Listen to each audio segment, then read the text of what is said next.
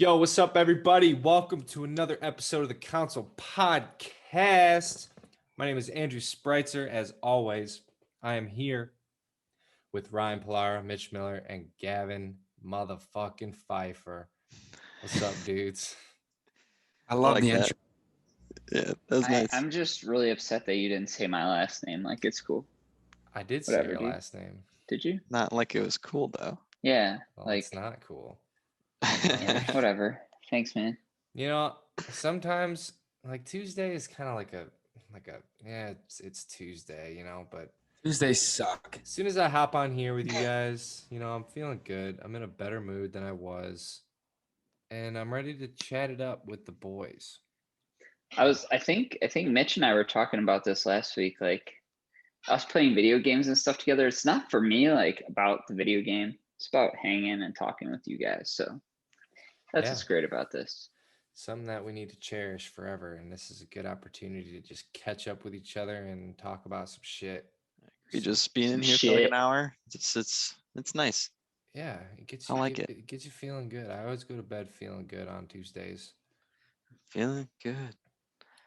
Like I should. Dude, that was the song I suggested last week, and I'm still bopping to it. So, yeah.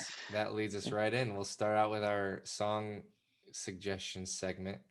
I've got one for you guys, a newer song. It is called Diamonds Dancing, featuring Travis Scott by Young Thug and Gunna.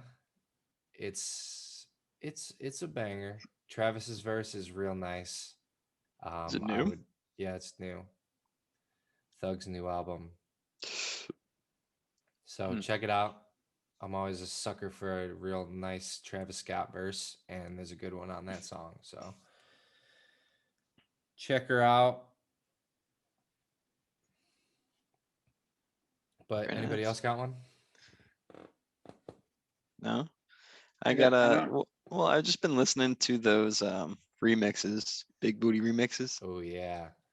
Man, Oh yeah, dude. been traveling a little bit recently and I just throw those bad boys on. Shout out to Santi and probably Cody. I think it's both them, right? Yeah, I think they introduced me to them. Yeah, they definitely have introduced us. But those are good. Yeah, I like them. They They're slap. What are great. big They're booty great. remixes? You can look it up on Ryan, like YouTube or Spotify. It's what we were playing at your house, where it's just like a bunch Oh, of songs meshed together. did we play for Power Hour?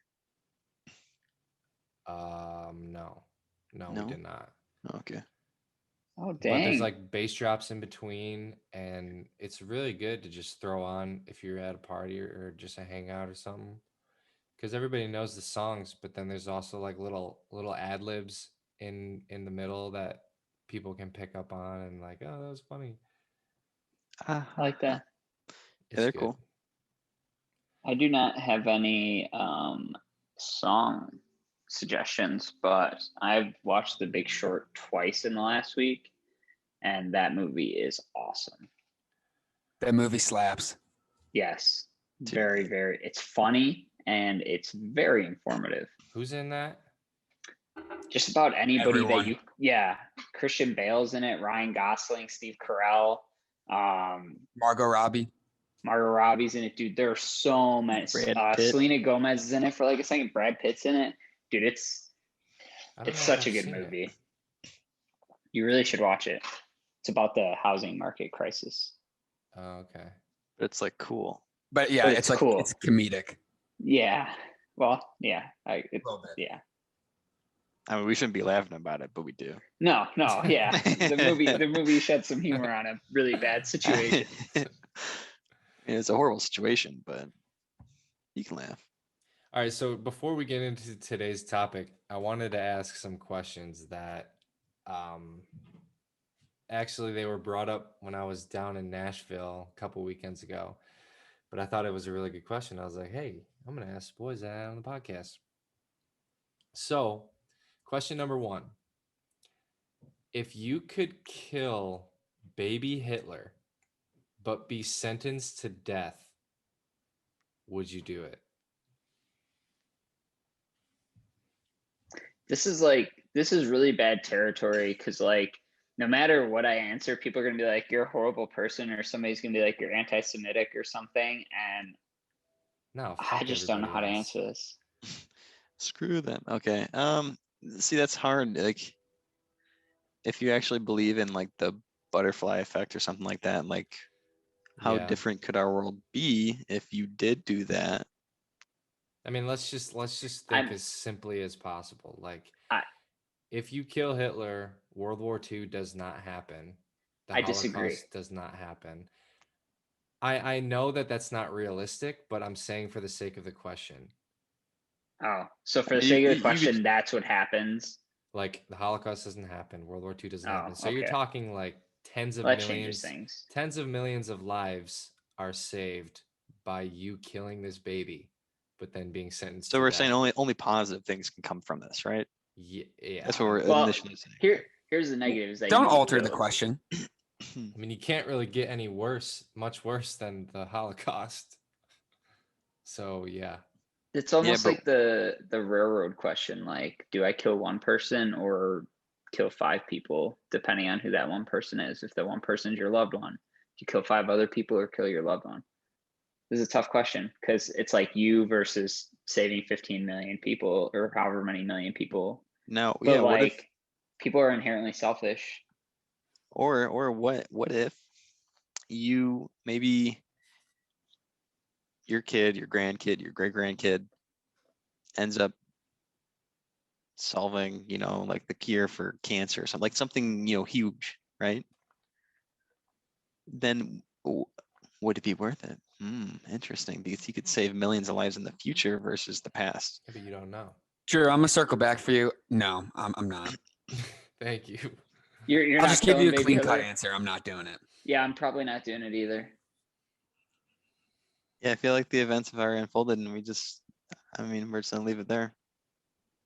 Yeah, wouldn't do it. The only reasoning I can think of is if I did it, then there is a greater chance that America never comes out of its depression. Or it could happen on a bigger scale because that's never happened. So we don't have, history to teach us, right? Yeah. So maybe it happens in the future on a larger scale with like nuclear weapons. That was just the first thing I thought of why I wouldn't do it. Yeah, there's a lot of different thought routes that you could go with that question. That's It's a toughy. very in-depth question. Yeah, you got It's something quite like liked it. more I lighthearted. liked it. it's quite the brain boner, eh? Dude, that's even better. It gives my brain a boner. All right. Yeah.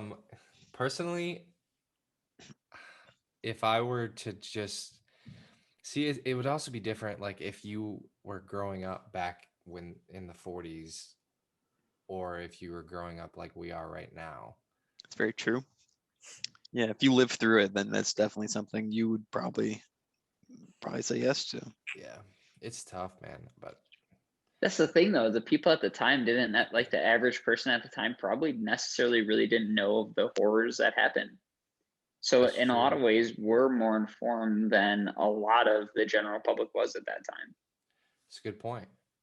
But hey, listeners, let us know. Would you kill baby Hitler or not?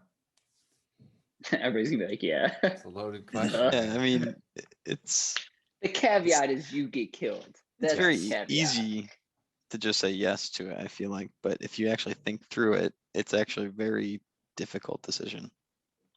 And you really have to focus on the fact that you are going to get killed because of it. Mm-hmm. I Because forgot that about changes part. everything. Yeah, that's a big part, Gav. Well, I still answer to where I live, so Yeah, fair enough. All right, follow-up question. Who was a worse person, Hitler or Jeffrey Dahmer? Like What? morally and like, who was a worse person? You gotta say Hitler, right? Because the effect that he had was on a much larger audience than Jeffrey Dahmer did. True. But Yeah, Yeah, Hitler yeah, was no, able to convince definitely. people that his thinking was the right way, while Dahmer probably, okay, maybe a handful of people like was like, oh yeah, that makes sense, Yeah, but right? Dahmer like mutilated and was a cannibal and had sex with corpses and was a serial killer. Like, But What a guy. yikes. Hitler facilitated all of those things as well, Yeah, I mean, Hitler right? facilitated Through like, genocide. well, not necessarily that, but like all those things that you named, like mutilation, and I'm sure there was some necrophiliism going on in concentration camps, like, and that's probably not unlikely. It's a You good know, point. a lot of those things that Dahmer did, Hitler facilitated through the Holocaust. I So mean, yeah, they try you to have to go with do Hitler. like experiments and stuff, like surgeries and Exactly. all that stuff, and that's that's basically what Dahmer was Here's doing. here's an even more interesting question. Would we be where we're at in the world right now if not for all of the science enhancements that came during Hitler's reign? That's kind of, That's a really, really tough ethical yeah, question to yeah. ask, because a Okay, like ton of medical what? advancements came from all of the testing that they did on people, which is extremely inhumane. I'm not saying that it's not inhumane, but What came from it? Do you know? I just don't know I anything. I don't have any specific examples, but Oh, I'll get to the punchline in a second. Give me oh, a second. okay. So not only the medical enhancements, but all of the work that they did with advanced weaponry, with rockets, all that stuff obviously helped our space program, Project Paperclip. We asked Nazi scientists to come and work in the United States. Not even remotely unheard of. Like, this was commonly known. Well, not, I guess it wasn't known at the time. They did bring them in under aliases and stuff like that, but now is extremely commonly known. We may not have made it to the moon without Nazi scientists. If you believe that we made it, but Oh God, Mitch, please no. Shut up. We already talked about that. it's so good. Yeah. I mean, yeah, I mean, that's something. Well, fuck when you put it that way.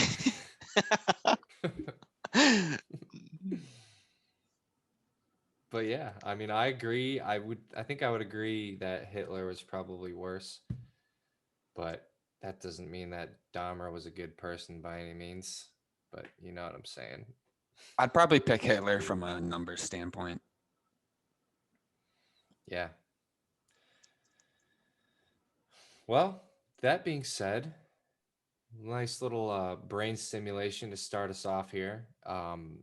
We'll get into today's topic, which is ethics, progression, the future of sports.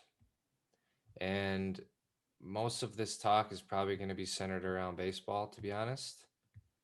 But it's all interesting stuff regardless. Wait, it's not to be golf? And as I say that, the first question is probably not really going to be as tailored towards baseball. But it's a very common question.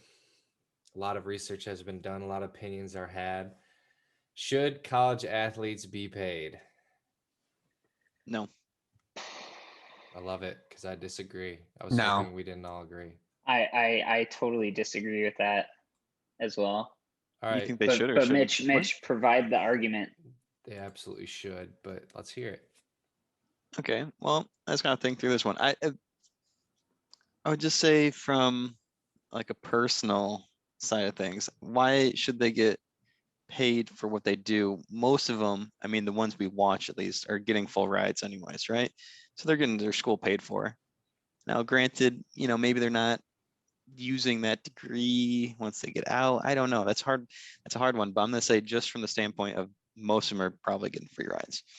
Yeah, I mean that's definitely the number one argument against it. But I mean these students, keep in mind they're still students having to go through school and take classes, are working full-time jobs or more than full-time jobs playing their sport, especially like men's football, men's basketball. Those are the two biggies probably, I Okay. would say. Okay, but now think okay, they're doing that. So let's say that's their job and it's paying for their school, right?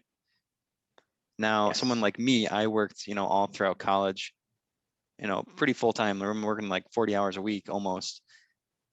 And I couldn't even pay for my school. I could barely pay for my rent. So like where they're getting a lot more pay because they're putting I, probably more hours in. Yeah, they're practicing every day. They got to go to school too.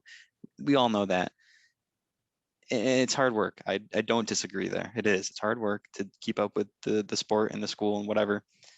But I'm saying people are doing that outside of just sports. Like, we can go to a 40-hour work week and go to school and not even pay for it.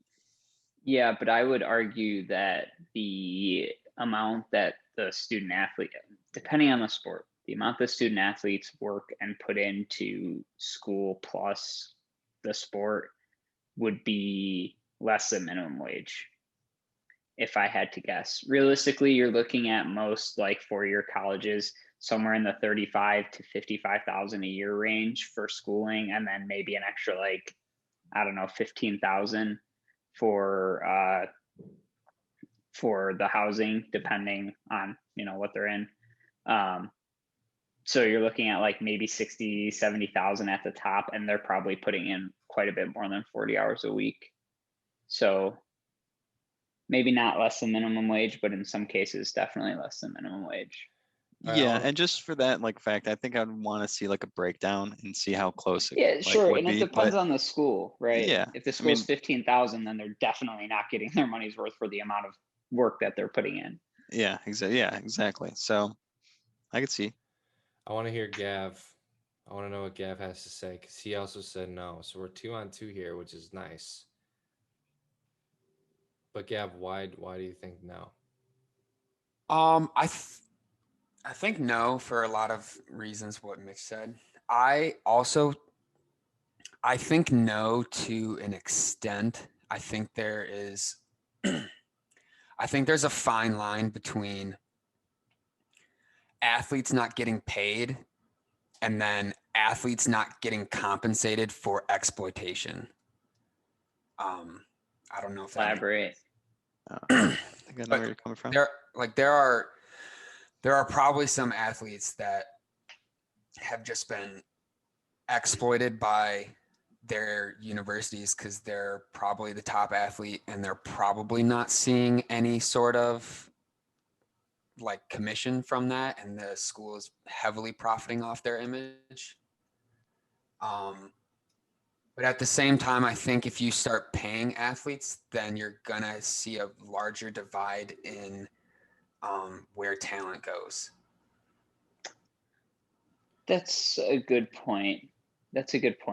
Yeah, I think if like a great, not, I mean, I guess it's not really an example, but like, I mean, like everyone, if you're the top athlete, you most likely go to Alabama for football. If you play. So it already happens.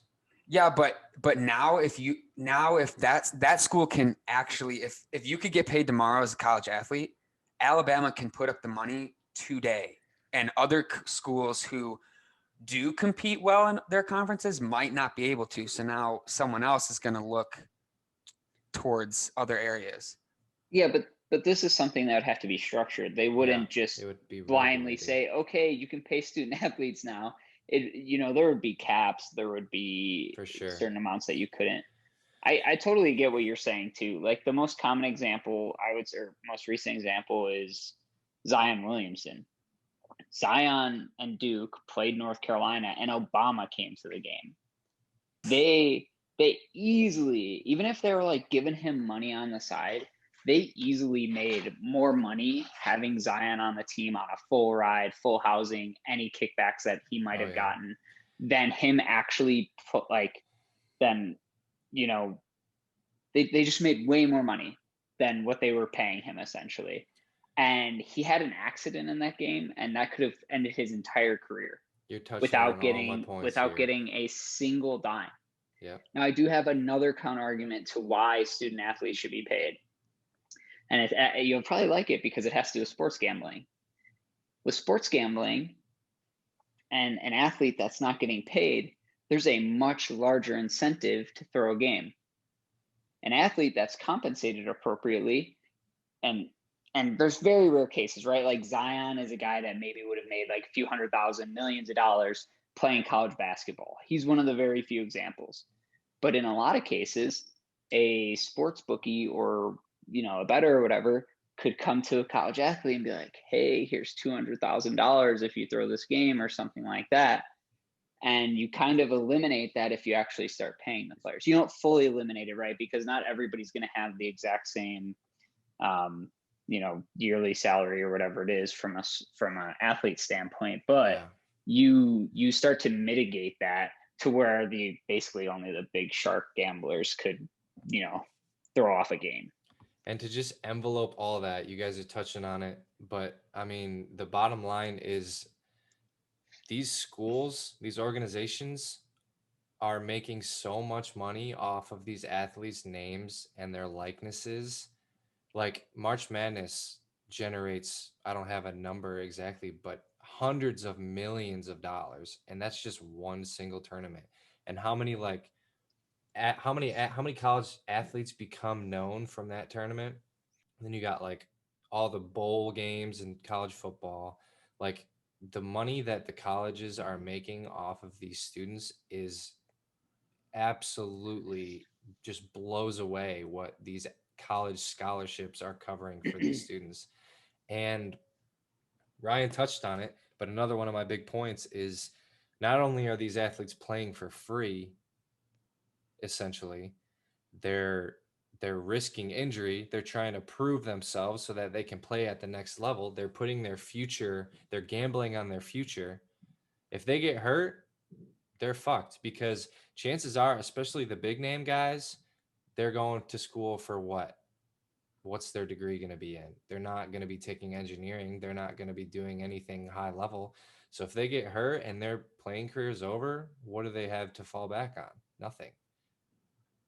In a lot of cases. Sometimes when you're that big of a name, you can fall back and like coach or like start your own academy or stuff. I mean, of yeah, course, I get what you're saying there.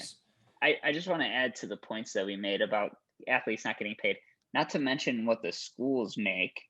Okay. Schools are raising tuition to those assholes. Oh, yeah. They make a shit ton of money on sports and they keep else. raising tuition. But yeah, I literally just looked it up. $1.18 billion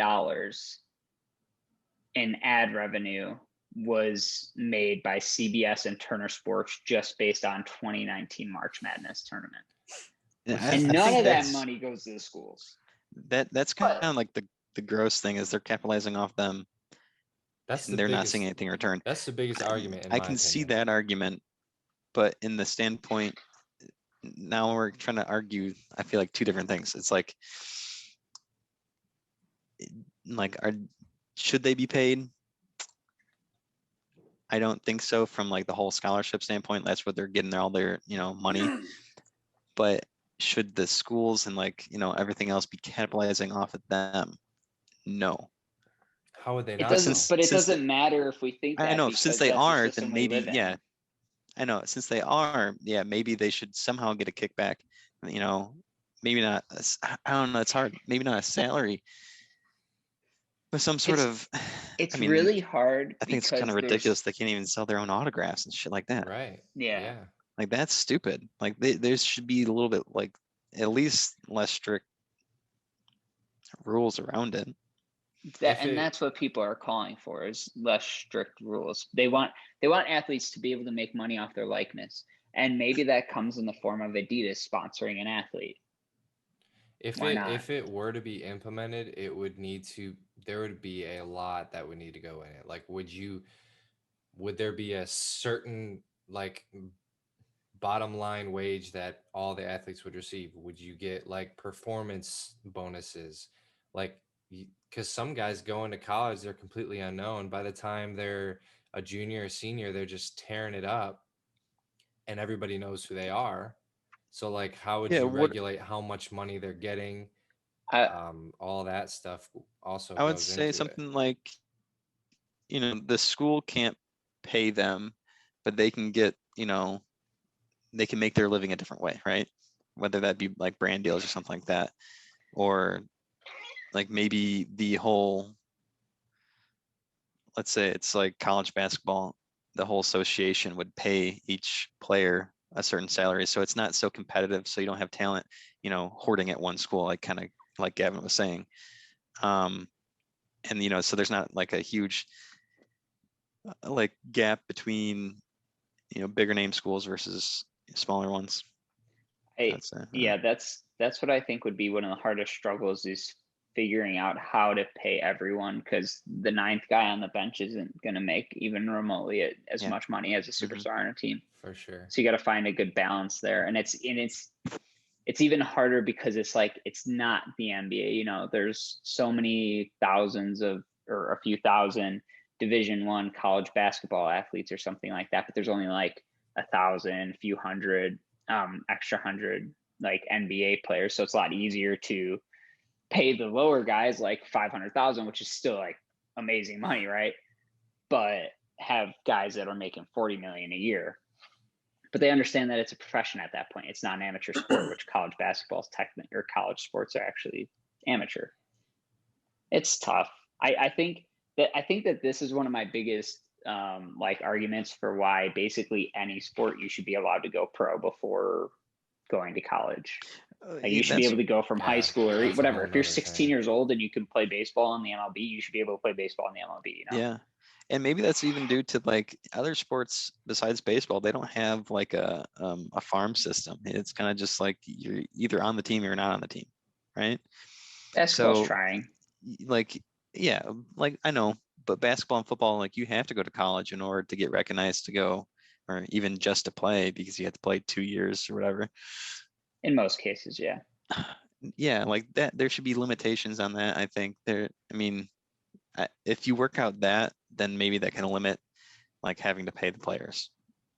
Gav, did you have something? Looks like he's queuing something up. I was trying to unmute myself. Yeah, I wasn't gonna jump in, but I think the biggest thing I can take away is that I agree that when you guys were talking earlier about universities make way too much fucking money and the right people don't see it, I 100% agree. And that's why I think I'm on the side of like the NCAA and universities as a whole make way too much money, but I don't think the answer right away should be, okay, so let's pay the athletes, because there's a lot of programs in the university who bring also a fuck ton of money to the university, and it's just as hard for them.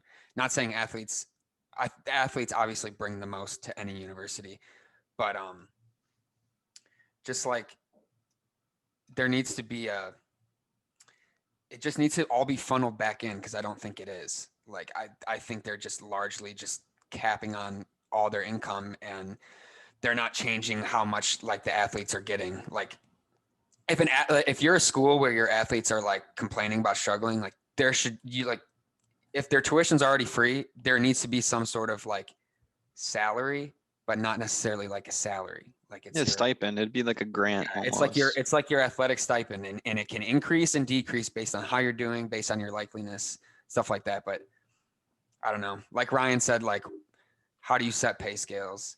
And then even you can even say like, what happens when some top stud is in the NCAA is making close to what a pro is making, and then that has like a ripple effect in the professional level, and then it just goes back and forth, and then now you're just skewing who's making what, who has a chance of making what.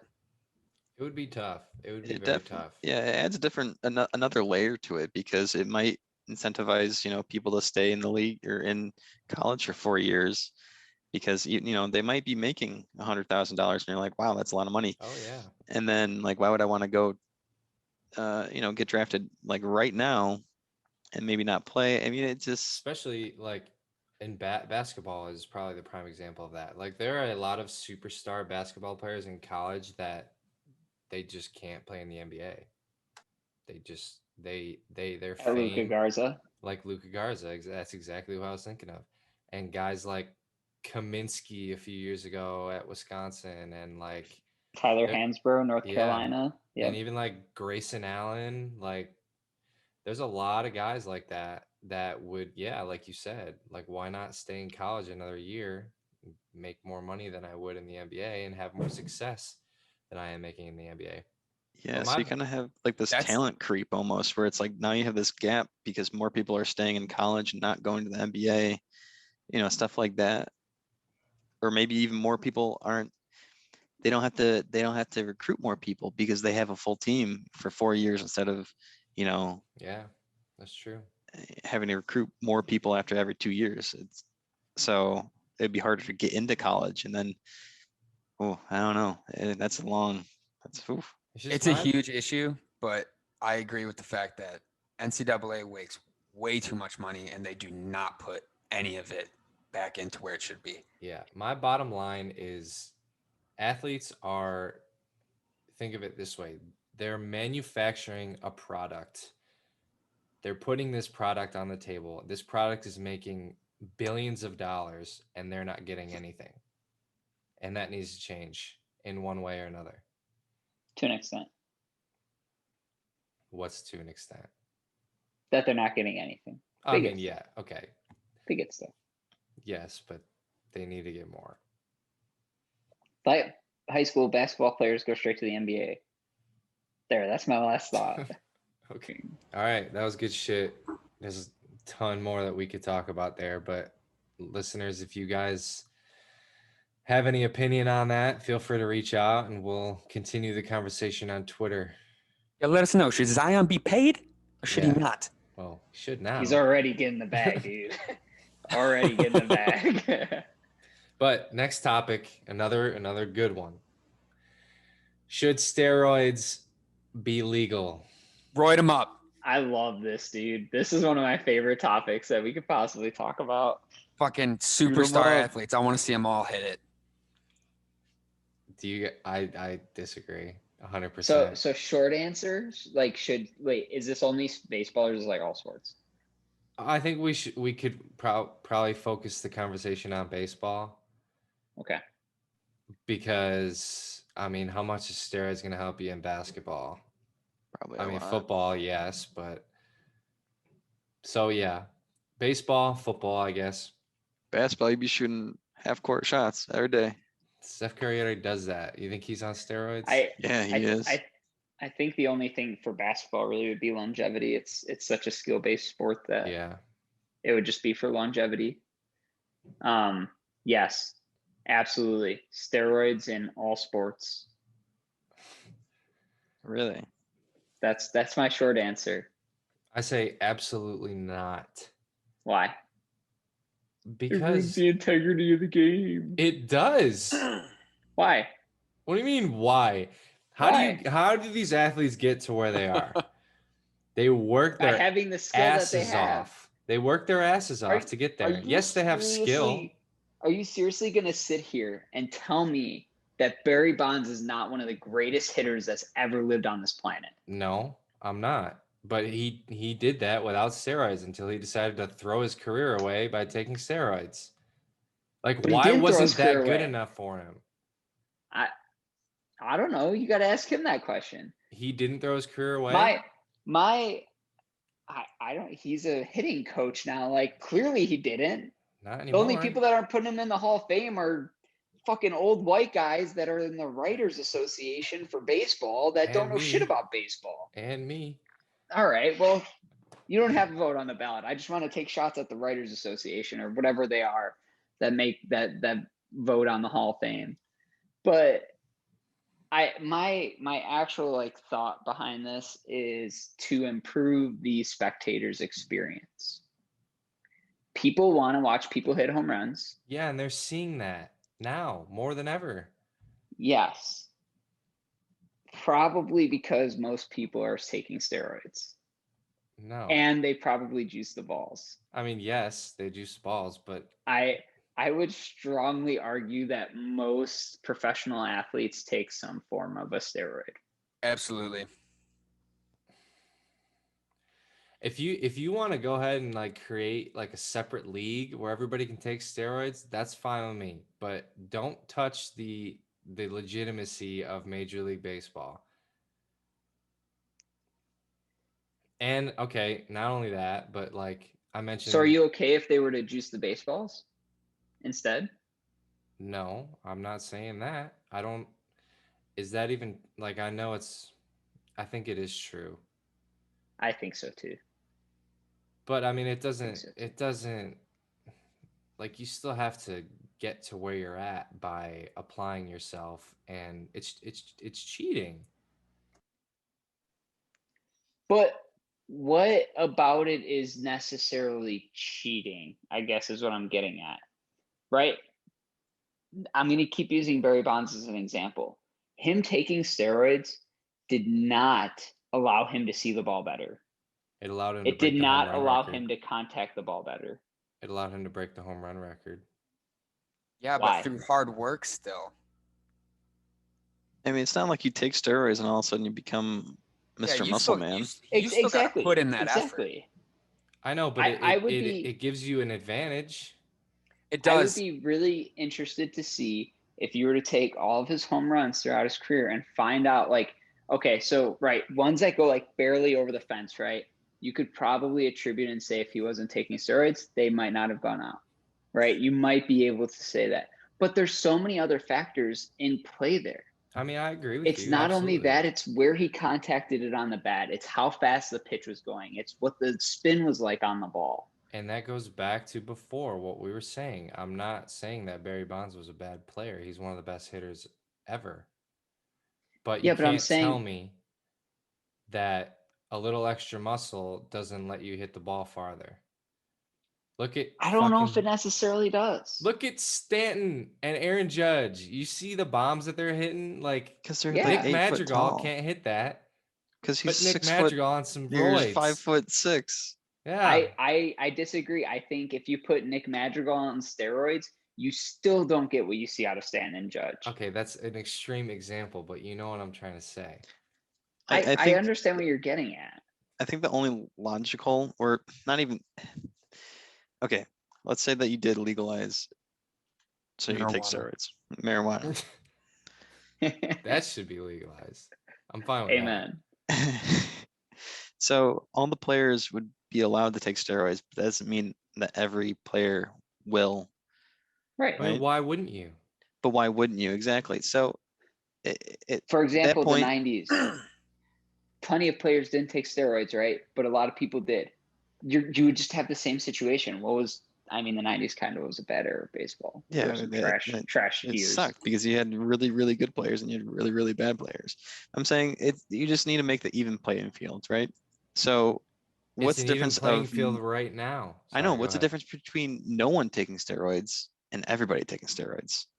The bar moves up. It's now just the bar looks cooler now. What about like health issues, like long-term health issues? That's my biggest issue with You it is I can't- think that it would hurt a lot of people's health, as and an I'm not really happy an- with that. As a sports organization, you can't encourage to like You're not encouraging it. if you're allowing it, But you're not then you are in a discouraging way. I think it's No, a you're bad just not image, though. discouraging it. That's a bad image. You're telling every youth player out there that you need to take steroids to make it to the MLB. What? No, get the fuck out of here. Wait, Mitch, But whose that's not side are you true. on? Yeah, Mitch, I don't know your stance.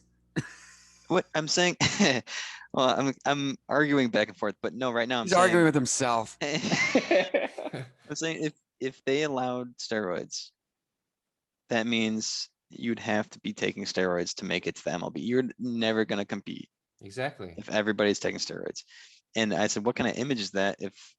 In order to play, the MLB is basically telling every youth player out there, hey, you need to take steroids to make it to the MLB. You need to drug yourself.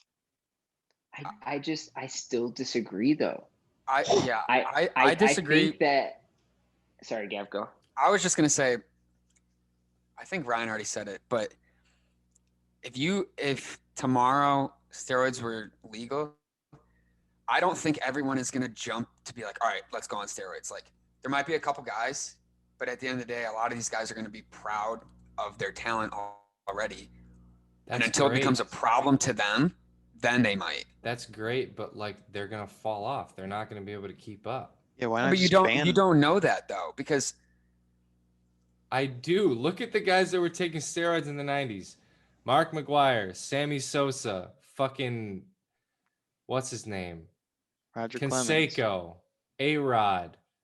Like they were at the top of the game because they were on drugs and they were cheating. But was it because they were on drugs? I'm arguing that it's not because they were on drugs.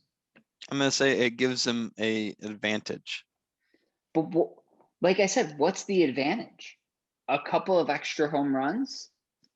A couple, I mean, it's pretty substantial. Like we're talking 70 But- home runs in a season.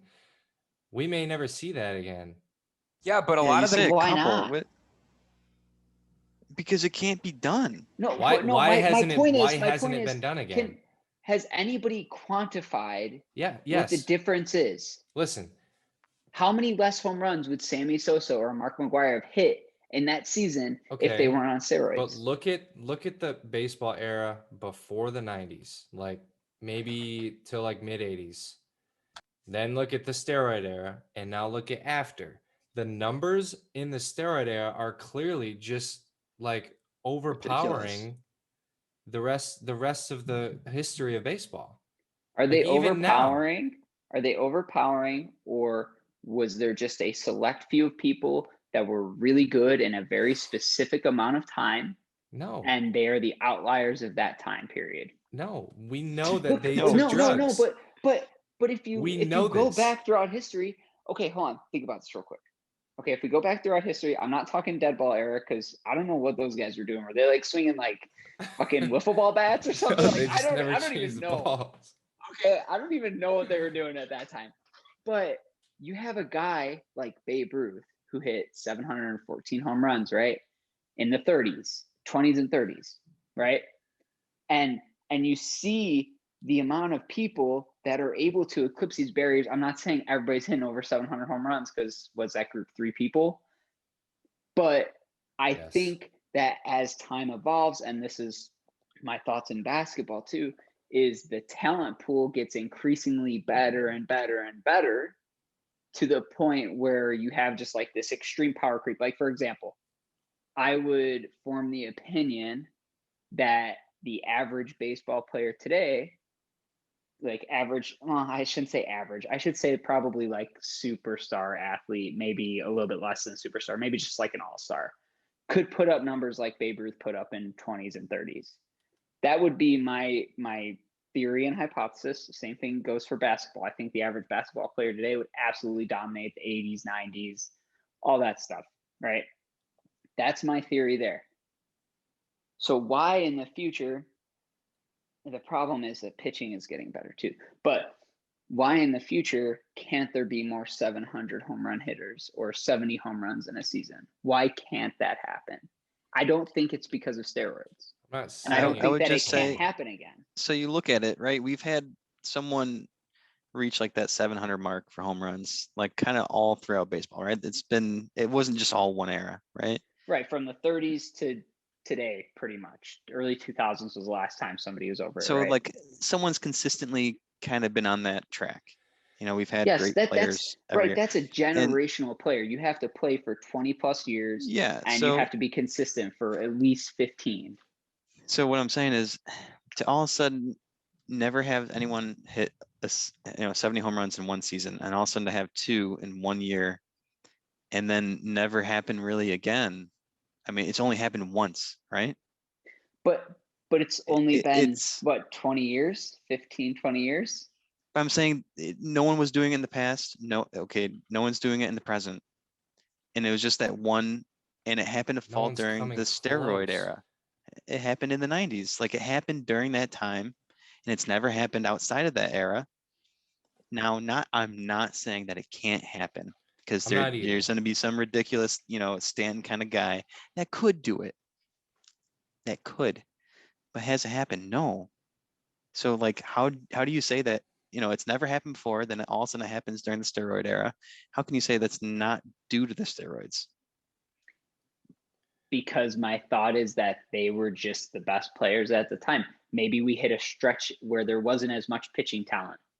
Maybe there wasn't, right? Maybe there wasn't as large of a pitching pool. I'm not saying that Randy Johnson and Pedro Martinez and those are guys the were not great, exact because they two were names that amazing. came to my mind. I know those are like the first ones I think of when I think 90s and like early 2000s. But I'm not saying that those guys did not have talent, because they're obviously amazing, right? But maybe the average pitcher at that time was not as up to speed as today as the average hitter or amazing hitter, right? Maybe there was a gap between the batters and the hitters at the time. I have something to counter that. So, would we agree that if somebody were to do it again, if somebody were to hit 70 home runs in a season again, it would most likely be during the prime of their career. So, say like 30, 31, 29 maybe. Yeah. You know how old Barry Bonds was when he hit 73 home runs in a year in 2001? Probably like 38. 38 or 36. so. Yeah. 36. Mark McGuire, when he hit 70, was 34, which is, I mean, Towards sure. the end of that, you know. He was 35 when he hit 65 in 99. Not to mention the top 6 all-time leaders in single season home runs: 1999, 2001, 99, 98, 98, 2001. That's prime steroid era. And these guys are doing this at the back ends of their careers when they needed a little bit of a jolt to keep their career going. And they got the jolt, I will say, but like, Yeah, it's not. I think there's more evidence against them than for them. It's Yeah. you're relying on a probability that, you know, okay, pitchers had a down year, they had a really good year. And I'm looking at, okay, no, I can see the number. I mean, come on. I mean, you're trying to deny evidence with a possibility. That's what you're trying to do. And I get it. I mean, yeah, okay, you can believe in it, but it's hard for me to believe, at least. The most we've seen since then is 59 in 2017 by Stanton. And like all of the superstars that are in the league right now and in the last 10 years, like to say that they haven't even come close to 70, like, I mean, it's pretty clear to me anyway. I don't know. My counter to that is the increase in pitching abilities. Spin That's rates are fair. increased, speeds are increased. That's another thing. The average pitcher wasn't throwing 95 to Sammy Sosa and Mark McGuire. You know what I'm saying? They were just sending meatballs right down the pipe that they could launch. And why could no one else do it? Right.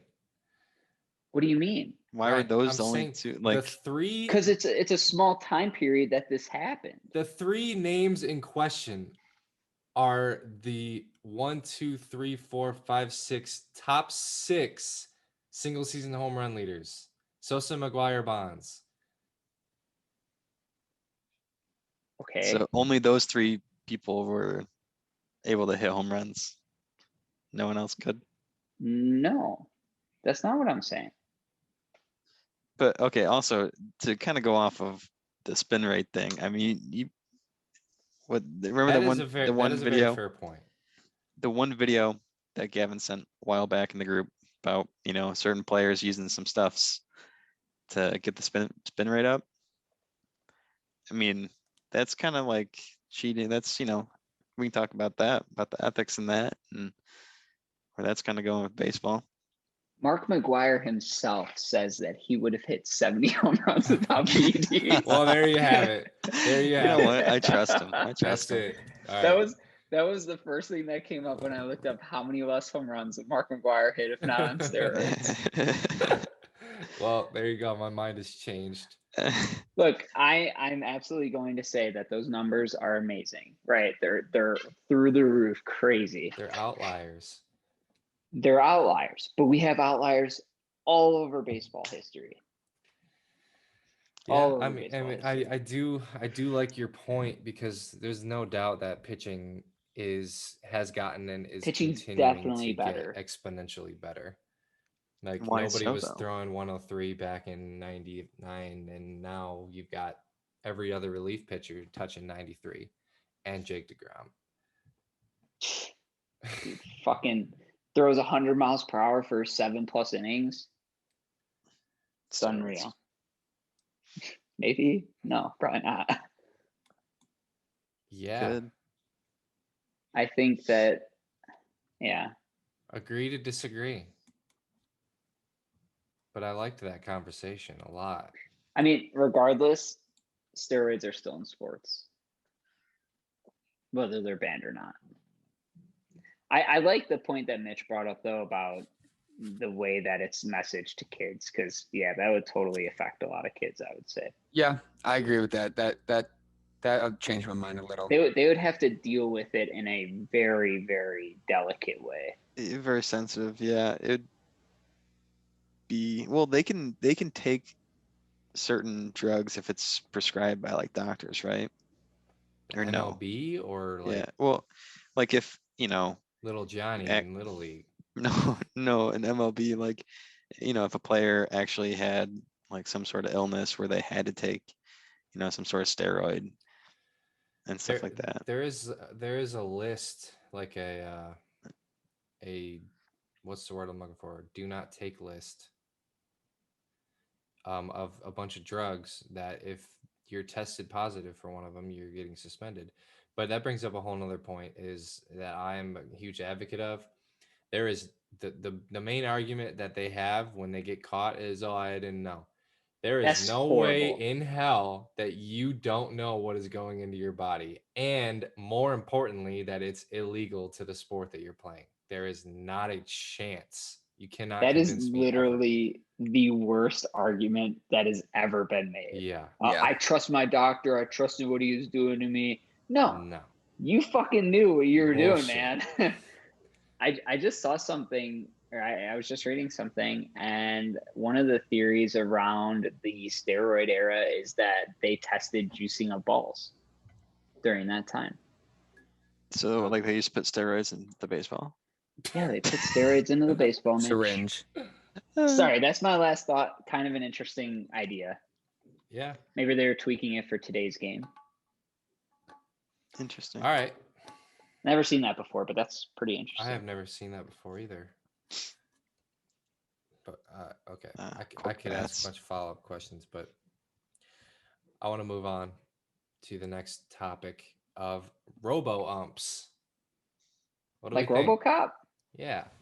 I'm not saying like a robot standing behind home plate calling balls and strikes, but like as you see the strike zone on TV now, if the ball's inside of it, it's a strike. If it's outside of it, it's not a strike. So I guess robotic strike zones. Logistically, like how would that work? I mean, like, I think like how would the player figure out, okay, like the batter, and all of a sudden it passes, be like, okay, where was it, a strike? There's a speaker that just yells it out. I mean, there would be some Strike! sort of noise, I would assume. It's in the plate. It's in home Or it's plate. it's like projected on the big screen in the outfield or something. But I'm against it, I think. So would there There's still be so an many umpire pros there, and right? cons. Sorry, I Mitch. agree. I am kind of torn on this one, I guess I would say. What'd you say, Mitch? There would still be an umpire at home plate, right? There'd have to be. If someone's running home, sliding to home, Yeah. someone's got to call it, right? Yeah, the people in New York would So call yeah, it, right? robotic. I don't- You strike distribute zones. it. I think the I game would used to take think too I was long. all for it. I'm not for it. I don't think I think I'm leaning towards no, but I agree with Ryan that there's a lot of pros and cons. How about this? How about the umps start getting fined when they do dumb shit? That's a good idea. That's my counter to that. Or That is fucking like- fired. Yes. Please. How does Angel Hernandez have a job? I could be a better umpire than that mug. Or can we at least have like a grace period, like 10 minutes or like 5 minutes after a really close player, like give somebody some time to analyze something, and the umpires just have to admit that they made a mistake and like fix the game? Two reasons why that will never happen is one, human pride, especially when you're at the level that you are as an MLB umpire, and two, they're doing everything that they possibly can to try to speed up the game, and any idea Yeah, that comes I know. up that will potentially slow it down again is just going to get brushed off to Yeah. the side. Ooh, you know how you could get fans more interested in baseball? Steroids. Mhm. No, there needs to be like a fan meter of like, if everyone can vote on their phones, and if they ain't liking the ump, get your ass out. He's out. Bring Talk third about- That would base talk be a about on really home home. field interactive advantage. experience. I like that. That'd be great.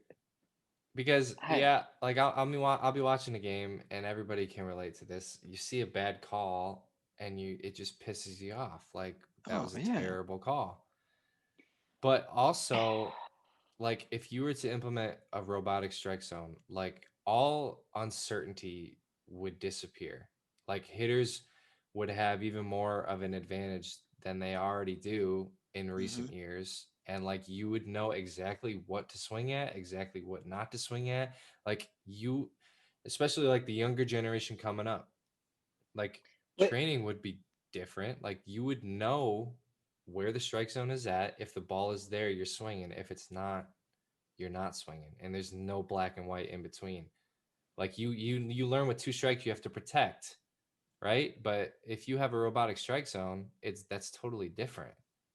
yeah, but you're still boiling it down to the fact that it's how good the hitter's eye is. I think it would make it easier to train the hitter's eye, right? To make the Right. hitter's eye better, it would be easier. But I would say that increase probably isn't as big as you would think it is. If it's even within like an inch of what they were training to, they're probably swinging. And you got to pick up on spin rate or spin and everything like that. I don't think it's as much of an advantage as you think it would be, I think because we you're see still it. in the moment making that decision, right? Yeah, I think the only advantage that, or I don't know if you want to call it an advantage, it would be called so fairly that we would see it as a batter's advantage because now they're gonna get more hits, they get more walks, and less strikeouts because they actually know what the strike zone is.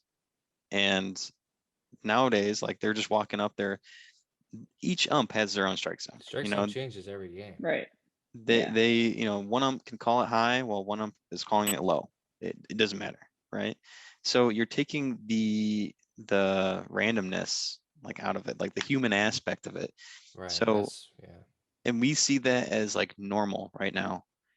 And if you changed it to robo ump, then all of a sudden the batter's getting the advantage. When really, like they should have already had that already, right? But like I said, I don't think it's an advantage. I think that That's there's what I'm like saying. more It's not. psychology at play when you're hitting than just like the best people will be the ones that can be mechanical about it, shut everything off, and say if it's not within this box and can visualize it, then yes, I'm not swinging. But you're still going to have that guy that's got an 0-2 count. It's the bottom of the ninth, and there's two people on base. There's a guy on first and second, and he's still swinging at that high pitch that's way out of the strike zone, just because of the psychology behind the situation. Yeah, and it's hard to put it in perspective now because I mean you would like to think, and I do think that it would be a lot less tempting to chase a slider down and away or a heater at your eyes. But like it's hard to say because I agree with you that that psychology is still there as a hitter. You still have milliseconds to respond, and like I think that it would, Right, especially because over time, make it easier to make those decisions. But I mean, it's still but still, ideally, the mindset going into it's the same. You're coming up as the batter saying, I know where the strike zone is, even though you might not, right, based on whatever the umpire's feeling that day. But you as the hitter, like this is why I'm saying there's no hitter's advantage, are going up to the plate saying, I know exactly where the strike zone is, Yeah. regardless of who's umping that day. I mean, yeah, by the second or third at bat, you could be like, okay, he's calling outside pitches, so I have to chase something outside. Yeah, until they call something inside, and then you're like, well, you haven't been calling that all game. go ahead, I Gary. That's when think we they could should get do. fined. I think we could do a combination. I think that we could have an umpire making. Hold on. I was Let gonna Gavin say go. that. I Let was gonna Gavin say go. that. Okay. Gavin needs I to was gonna speak. say that I think using a combo, but I don't know if Ryan was gonna say this. I think it would be really cool to see a robo ump not used necessarily in game, but it's almost used as a metric for umpires. So like during the season, a lot of these umps want to be playoff umps because you get paid more. So the home plate umpires after each game can say, hey, you were within 97% of what should have been called strikes. So guys who are starting to suck more and more and getting farther and farther should not be in playoff series games. Ooh, I think they do that. I think they have a There's percentage, got to right? be something, yeah. That is I a don't really good. see. I don't know think that. that They- is Something really like that interesting, should be implemented to keep some of these idiots from officiating these games. Yeah, I I like think, you that. know, if you're under a certain percent, you're canned. Sorry, you're not Yeah, I coming mean, back it's next year. job I mean, performance, It's right? that's how Yes. athletes are performed. If you don't hit this year, then you get paid less next year. I believe it's a union though, so it's very It shouldn't tough be- to. I I think it is. I think it's a union. I don't doubt I that it think is. it is. It probably is. Which is So stupid. it's very hard to actually let someone go based off that. But I mean, yeah, I think what you said, Andrew, about human pride and not wanting to be wrong, I think you just cut that out of the equation. Like, you let them call balls or strikes, and if they're wrong, you just tell them, like, no, that was a ball. And then they have to call the count as it is, like, basically just like a whole change to the hierarchy. But I think mostly we go for balls and strikes, and that's all robo umping should be for. And then after that we have reviewing plays, which you already have. So Yeah, I wanted to go back real quick and talk from a pitcher's standpoint because we talk mostly from the hitter's standpoint, but like pitchers, like starting pitchers in the first couple innings of every game, like they figure out exactly what the ump is calling and what it's and what they're not, and they will feed directly to that. Like if the ump is calling the outside corner, they will try to stretch that as much as they possibly can until they don't get the call anymore. But yeah, with a robotic strike zone, like in order to get a called strike, you have to throw it in the zone. Like there's no gray area. And I think that that would be an advantage to the hitters for sure. but that's what I'm saying. Like we're calling it an advantage, but is it really an advantage? Like as we I see it, it's I not still because think, it should have been like yeah, that always. exactly. I like, my thought behind it is that the psychology behind a hitting and pitching matchup is you've got a split second to make a decision on where that ball is going to be and if it's going to be in the right location. And I don't think the sharpening of what is called a strike or not is going to change that situation and that decision making process, That's fair. Like I because the said, decision's made too quickly to consider it. yeah, I do think that that's a good point. It's tough, man. I like I said, I'm kind of torn on it, but I Like, the mean, first thing that I was thinking of was, like, okay, you have a 3-0 count on somebody, right? The batter is going to think, oh, he has to throw me a strike. But does the pitcher really have to throw a strike? Like, then you're like starting to play even more mind games because you have this tightening of it. Yes. So Sometimes that's umps what I'm just saying. want to This is make you all just like swing. it's a big mind fuck. yeah, And it definitely would. I don't know if that would change it, the robo umping. How about this? You just try it in like minor league games first and see how it works there, and then you can integrate it into. That's what Yeah, they're they've doing. tried. Yeah, Haven't they rest in tried the peace, pitch actual timer? doubleheaders. They're implementing the Yeah. pitch timer. They've been implementing that in the MLB for like A few years years now. now. Yeah. But like they don't enforce it whatsoever, really. Like there's It's no kind of like a punishment. plus minus like 30 seconds There's after. no punishment if you are not in the batter's box before the timer goes off. Like it's just pointless to me. It's something there that tells you I should be speeding up what I'm doing right Yeah, now. I guess, but nobody gives a shit. Start finding them, and I bet they'll start giving a shit. I mean, yeah, that's if they Hey. really want to speed the game up, but then they get backlash from the Players Association and it would be a mess. Guess what? Who gives a shit? That's what the fans want to see. We're the ones paying for this shit. Yeah. Which I also wanted to bring up because they have, in a way, implemented some robotics. I say that term loosely, but like video replay has recently been introduced to the MLB, and I think overall it's been great. But that being said, it has also pissed me off. For example, like a hitter or a runner stealing second who comes off the base for a split second, and they're like, "Oh, challenge it. He came off the base." Like, no, that's not what replay is to be used for. Like, if he pops off the base for a second and the tag maybe stayed on him, like, I know realistically he may be out, but like, he's safe, dude. Like, come on. And that, and also turning double plays, like, a shortstop is taught to drag his foot across the base when the throw from the second baseman is coming for a smooth transition. And now replay is being used to say, "Oh, I think his foot was just off second base a millisecond before he caught the ball. He's safe." Like, that's not what replay should be used for, because 10 years ago, that's a double play every single time. And I don't think those are my only complaints. I think there's a couple more things, I but mean, it's overall, I think it's good. those are still that's how the game's played, in like college and stuff. Like, well, do they do replay in college? No, I don't think Like, that's what I I'm saying. don't Like think Little so. League and stuff like that. Like, that's how the game's still played. And I feel like that's the purest form. And what you're saying, yeah, I don't agree with the whole, sliding into second and popping off the base for literally like a split second, yeah. and then getting called out just because we can see it now. It just, yeah. Right. And going back to what you were saying, like in Little League and like every level leading up to the MLB, like, how are you going to be conditioned and trained to play this way your whole life, and then you get to the highest level and you have to change? Like, that's tough.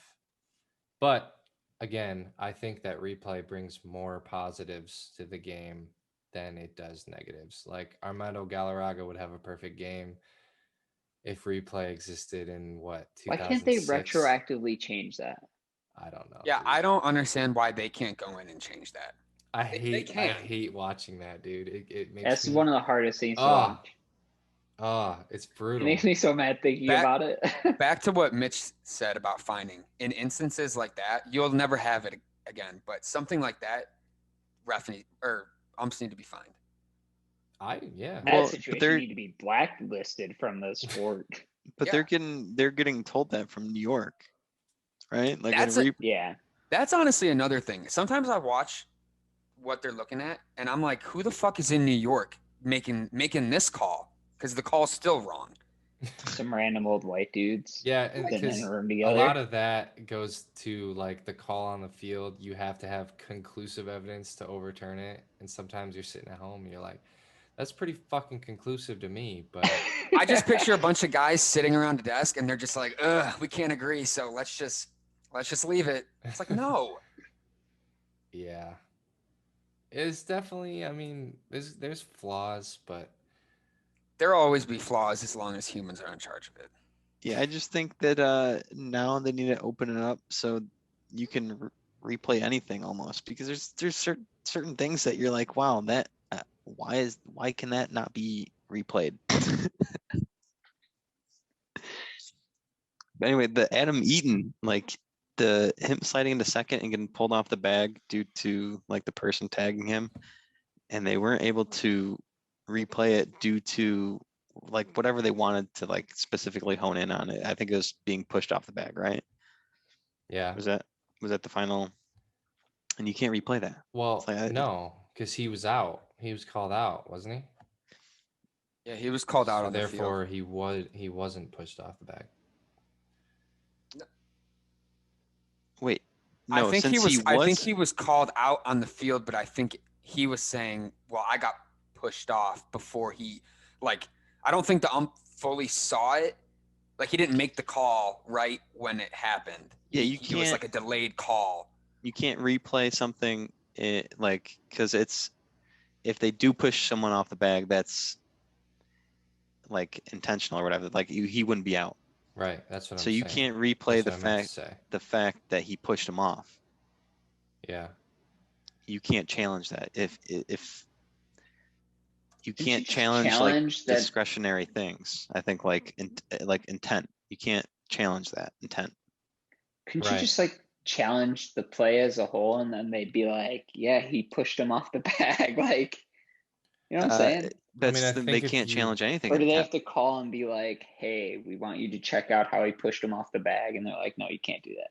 Yeah, you can't. Because I mean, if you That's would, if stupid. you were just to challenge the play, it would just be, was he Ow. tagged when he was off the base? And in that case, it would have been yes, because you can't challenge the It's the intent. I'm pretty Like sure. that's yeah. I like the way you said that, Mitch. You can't challenge intent. Yeah, on camera you can't definitively say I see intent.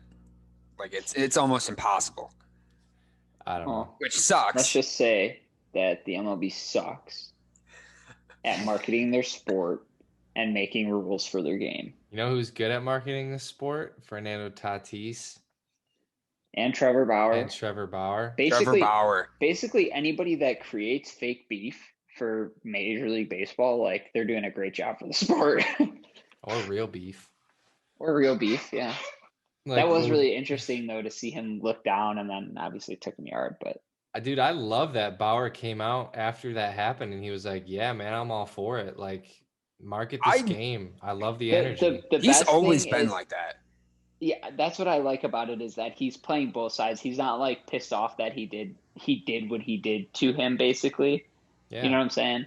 Like he's like, yeah, get whatever edge you can over me, Yeah. within reason. 'Cause No he does- steroids or. Oh, now you're saying no Like that. steroids. There he is. That was like the Showing his true That was colors. a joke. Yeah, But whatever, okay. guys. Yeah, joke my ass. Yeah, Trevor Bauer was great for the Suck sport. my ass. Yeah. He's doing pretty well on my fantasy team too, so can't complain. All right, boys. That was some good conversations. I think it was good. We're all very passionate about that stuff, and it's actually kind of hopefully interesting to people, even if you're not like the biggest sports fan in the world. But I enjoyed that. Yeah, that was good. Me too. And we didn't touch on the betting segment today, but check out the video that's going to be up of Gavin getting shot in the ass with a paintball by Rue. And Gavin lost again this week. Gav, I'll let you talk to that. It is TBD on what I'm gonna be doing, but I lost pretty badly, so I gotta turn it around this weekend. Dye your beard. Dye your beard. So Gav's 0-2. We will have like a that. punishment coming up for him to be determined, and we will let you know as soon as we know. Keep an eye on our Twitter account. Send us emails if you got any ideas, if you got any opinions on anything we talked about today, if you got any ideas for future episodes, or if you want to be a guest star, let us know. We'd love to have you on. But as always, me and the boys are out. Thank you for tuning in. We hope you guys enjoyed it as much as we did. We will see you in the next episode. Peace out. Peace out, players.